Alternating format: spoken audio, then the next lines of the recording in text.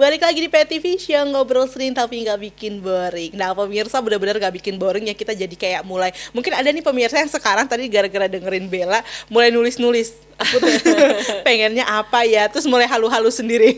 Bahasa sekarang halu, tapi sebenarnya itu tuh kayak satu aktivitas yang sah-sah saja ya dilakukan, ya kita memvisualisasikan, membayangkan, tapi ya dengan diri kamu sendiri. Kalau terlalu dibagikan itu juga jadinya heboh ya, nanti ya malah jadinya ria ya, Syah. Beban juga sih. Beban nanti kalau misalkan ya amit-amit tapi amit-amit sih ya nggak kebukti terus terlalu heboh, karena sebenarnya semuanya itu nggak mungkin sih tidak terjadi atau tidak terlaksana kalau kita sebenarnya sambil usahain. Kadang-kadang kan ngobrol-ngobrol doang, ngomong-ngomong doang. Nah di Kita Progresif ini apa nih yang dipacu oleh Bella sendiri untuk para anggotanya nih, supaya ketika mereka galau, mereka mau apa bisa benar-benar terarah?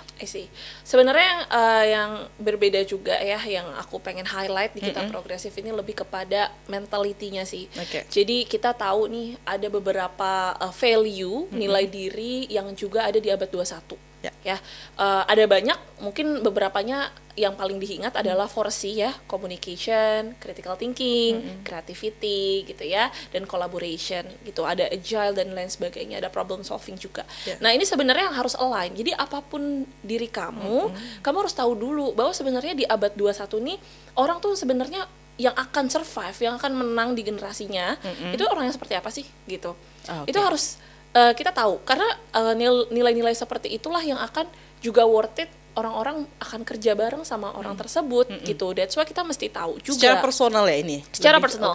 Jadi aku mungkin convertnya ke bangsa Indonesia, tapi nggak sejauh itu, tapi lebih ke lakuin dulu dari masing-masing diri aja dulu ya. Tapi kalau masalah impact, aku percaya bahwa hal-hal kecil ini akan bangun bangsa juga. Kalau dari sisi kami itu di pendidikan karakter sebenarnya ya. Jadi kita bukan belajar MC doang, tapi kita juga belajar karakter building, personal branding, dan juga mental health. Jadi 3 ini adalah kurikulum wajahnya. Yang ketiga yang susah ya, banyak orang sakit soalnya. Mental health ini banyak stres kan, apalagi lagi banget menuju karir, dimana kayak mereka tuh suka kepikiran omongan orang. Kalau misalnya kita lagi ala-ala di Instagram, kok tiba-tiba dia jadi MC gitu loh. Terus kita kok jadinya nggak percaya diri sama karya kita, sama foto kita. Jadi banyak yang kayak gitu ya? Banyak banget. Dan itu yang akan selalu mempengaruhi mereka dalam personal branding kan, gitu ya. Kan kita suka selalu kasih tahu kalau emang kamu mau serius di profesi itu, coba deh kamu bentuk Instagram kamu sedemikian rupa agar kamu bisa dipercaya bahwa kamu emang seorang profesi tersebut. Betul sekali. Jangan lihat Instagram saya ya pemirsa. Coba Kak di mana? Di mana saya menunjukkan MC-nya. Ya. Betul Kak. Dan kadang orang yang pikiran negatif kan dibilangnya pamer gitu. Kalau saya sih simpel aja sih ya, kasih kunci aja nih ke teman-teman yang suka insecure.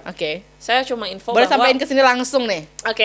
Saya cuma info bahwa kalau misalnya teman-teman lagi ada di fase insecure, teman-teman harus bisa lihat bahwa stimulus itu semuanya kalau baterai itu netral ya. Jadi baterai itu kan ada plus ada minus. Semua stimulus di lingkungan kita itu netral, nggak ada muatannya. Kita yang melabeli dia itu positif atau negatif. Jadi terserah kita mau happy, mau sedih juga bisa. Kabar sesedih apapun kita bisa bikin bahagia, begitu sebaliknya. Dan yang kedua adalah ketika ada orang yang nggak suka sama kamu, misalnya dalam proses perjalanannya gitu ya, itu tuh berarti bukan market kamu.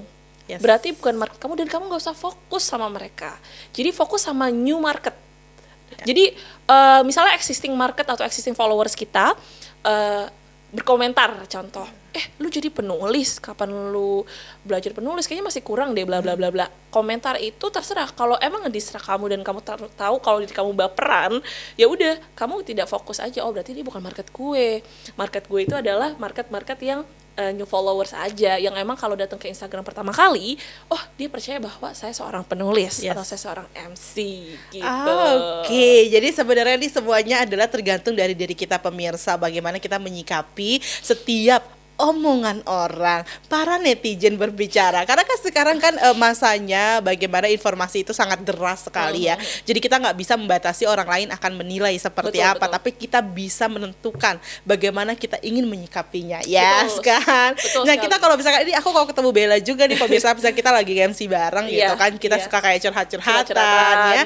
Dan sebenarnya kita saling support ya, memotivasi bagaimana perjalanan hidup ini. Kalau bicara tentang masalahnya itu nggak akan ada habisnya, tapi kita bisa memilih kita mau jadi apa, kita mau seperti apa, dan kita mau bagaimana. Apalagi menurut aku ketika ada orang-orang yang merasa dalam tanda kutip tersakiti oleh omongan orang atau merasa terhina dalam tanda kutip tersebut juga, menurut aku mereka bisa menilai, oh diginiin tuh nggak enak, jangan melakukan hal yang sama.